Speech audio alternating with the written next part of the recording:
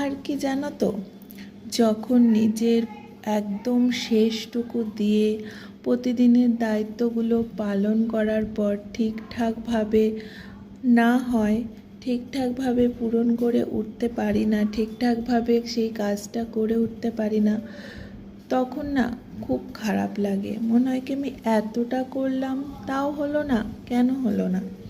আর যখন যেদিন সব ঠিকঠাক হয়ে যায় তখন মনে হয় যেন কত শান্তি, আজকের সব কিছু ঠিকঠাক হয়েছে, কত শান্তি লাগে না। আর হাজার পরিশ্রম করার পর যখন কেউ বলে যে তোমার এটা ভুল ছিল, তুমি এটা কেন ঠিক করে করনি, এটা করলে ভালো হতো, তখন কত কষ্ট হয়, তাই না? কিন্তু এই সব ভাবলে তো হবে না। প্রতিদিনের লড়াই তোমাকে প্রতিদিন